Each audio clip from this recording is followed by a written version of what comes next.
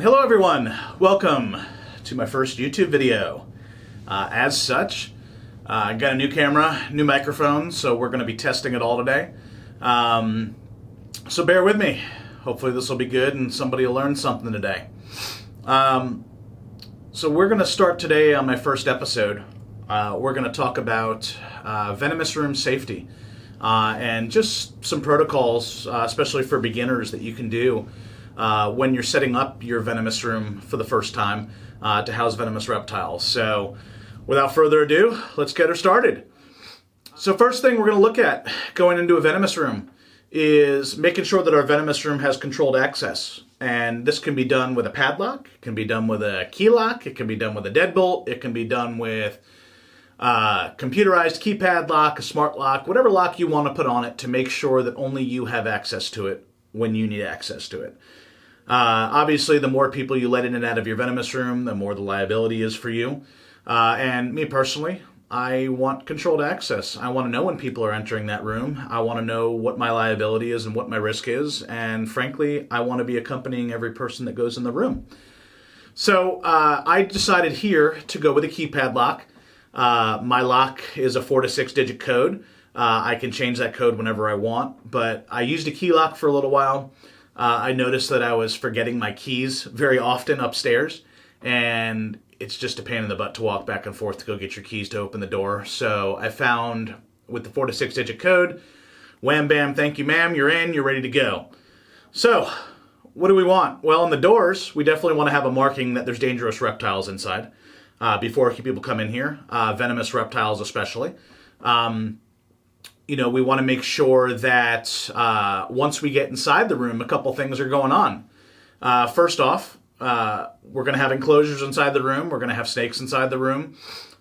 We've got to make sure that the room is pretty much snake-proof. The liability these days with all of these animal rights groups and everybody trying to take your venomous rights away, the liability of having a venomous snake escape is huge, and not only threatens the hobby, but can threaten people's safety also.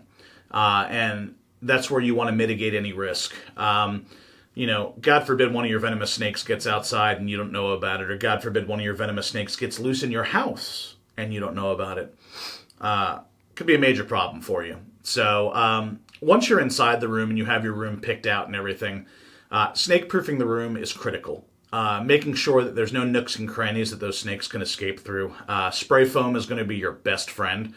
Any cracks in the walls. I happen to have 2 concrete walls in here because I'm in my basement and I have a 3-room snake room down here. So any cracks in the wall, I spray foamed. Any cracks in the floors or spaces between the walls and the floors are spray foamed here. The door, your entry door, huge escape point. I've got a threshold and 2 sweeps on my entry door. I have a sweep on the inside and the outside, so I've got to have a very creative snake if they want to try to get out of the door. And pardon my sniffling, I'm sorry, I'm just getting over a cold, so I'm trying to hold back. Snake-proofing the room, even the ceiling. I mean, snakes, if there's a way out, snakes can figure out how to get out. So just once you're in there, get down to snake level.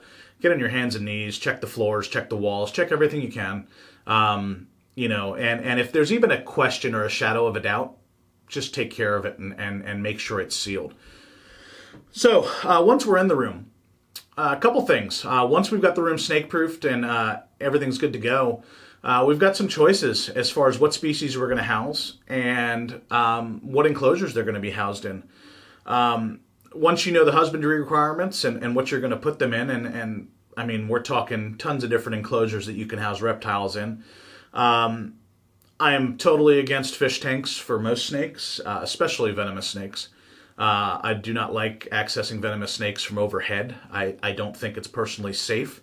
In the wild, birds are big predators of snakes, and we just don't want the snake thinking we're a bird coming from overhead and trying to wrangle a snake from overhead. So front entry enclosures are great. They come in many shapes and sizes, all the way from commercially made ones like Exoterras to some homemade ones, wooden ones. There's some professional PVC manufacturers out there. lot of good enclosures out there for you to pick from. And you have your choice of doors, whether it be sliding glass doors, sliding plexiglass doors, flip doors. So many options out there for you to pick from, and all really just depends on your species and your preference. I personally prefer glass when it comes to sliders.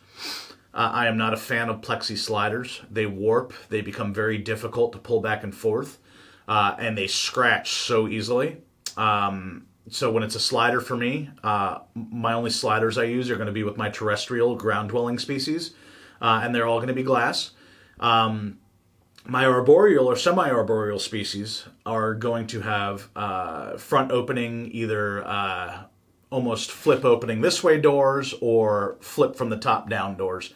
Flip doors for me for arboreals make it very easy to navigate a small hook inside if you have to get let's say a squam off of the tree or the branch they're on. I have a Giordani Viper that sometimes is hanging up in a tree, and if I got to clean out his enclosure, he's in a flip door, a front opening door enclosure also. It just lets me maneuver a little better. As to where sliding doors, with faster species like elapids, and again, this is personal preference because I know there's some elapid guys out there that prefer to have flip doors. For me, having sliding doors with something like an elapid allows me to slam those doors real quick if I need to. My rattlesnakes are all in sliding door enclosures. But again, all these enclosures have pros and cons. Sliding door enclosures, a piece of substrate gets stuck in the track and you got to close it really quick. It can present a problem for you if you don't maintain your enclosures or pay attention. I try to keep my substrate at least an inch below the opening to the enclosure.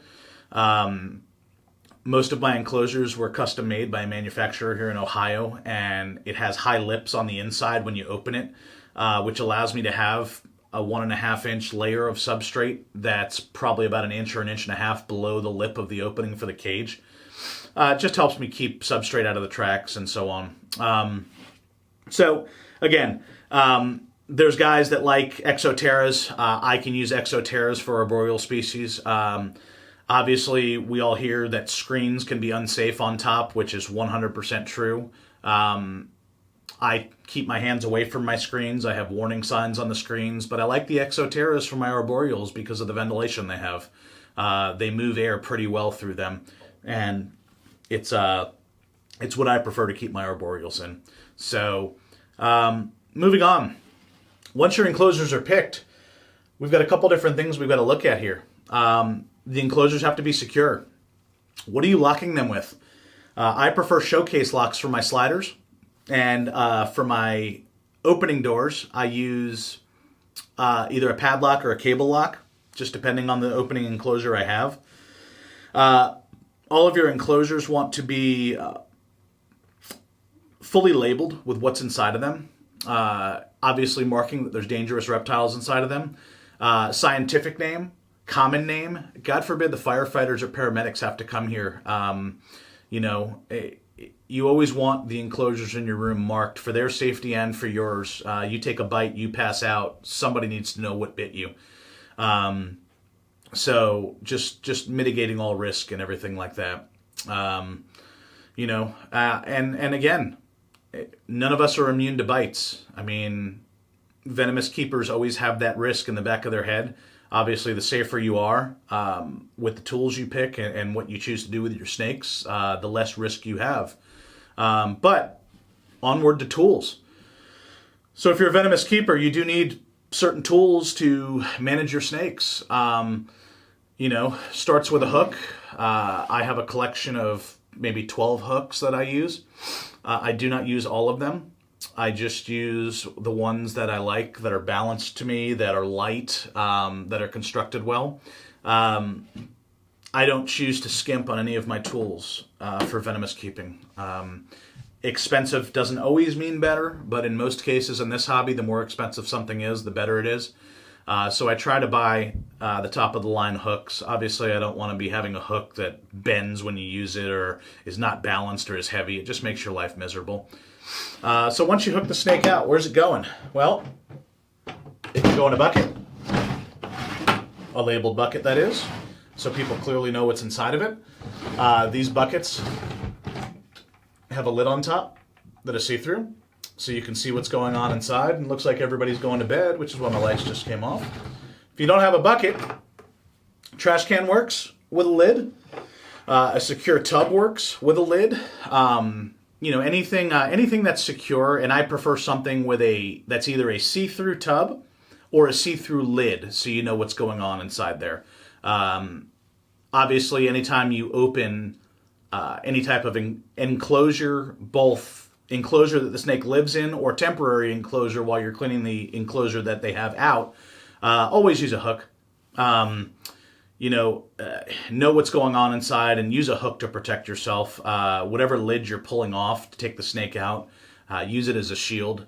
You'd be surprised at how many times you take off a bucket top or a tub lid or something like that, and you got a rattlesnake sitting cocked and locked, ready to go. And I don't know if anybody's ever had the privilege of working with a rattlesnake that was cocked and locked inside a bucket when you pull the top off. But it can be a pretty jaw-dropping and eye-opening experience. So make sure you got all your tools. Tongs. I have a set of tongs. I don't use them very often. In fact, I don't really use them at all. They're really around for emergency purposes.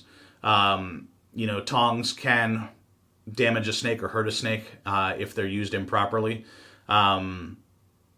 Again, they have their time and place, but it's not very often. Become proficient with a hook and learn to use your hooks. So this room for me, again, very safe, but I get bit.